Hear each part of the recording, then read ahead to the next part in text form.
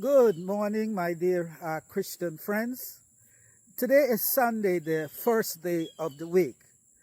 And many of you are attending church today sincerely believing in your hearts that this is what God requires of you.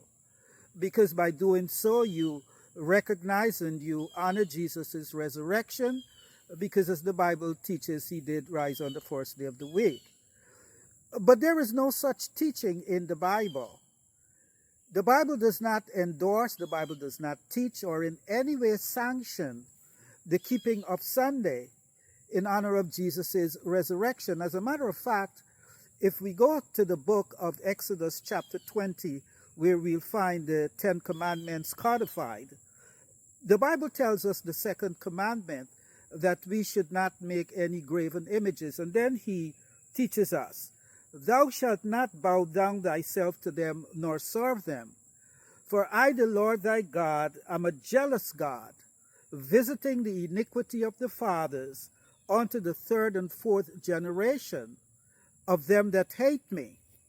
Then the Bible continues, "And showing mercy unto thousands of them that love me and keep my commandments." So the Bible is very clear. The contrast is made here, that we demonstrate our love of God by keeping his commandments.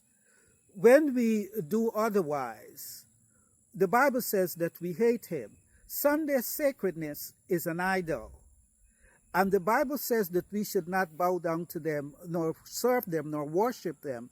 And by attending churches on Sunday with the mindset that this is a sacred day, it's God's Sabbath, and you're doing it in honor of Jesus' resurrection, the Bible says that it's an idol, it's idolatry.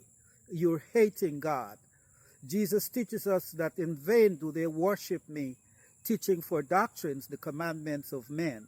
Sunday sacredness is not a Bible doctrine, it's a tradition of men. But as God tells us very early here in the 10 Commandments, what his Sabbath day is. It says, "Remember the Sabbath day to keep it holy. 6 days shalt thou labor and do all thy work. But the seventh day is the Sabbath of the Lord thy God. In it thou shalt not do any work, thou nor thy son, nor thy manservant, nor thy maidservant, nor thy cattle, nor thy stranger that is within thy gates. For in 6 days the Lord made the heavens and the earth, the sea, and all that in them is, and rested on the seventh day, the Sabbath day. Wherefore the Lord blessed the Sabbath day and hallowed it." It's the seventh day and not the first. Jesus says, "If you love me, keep my commandments." Then he says, "For this is the love of God, that you keep his commandments, and his commandments are not grievous."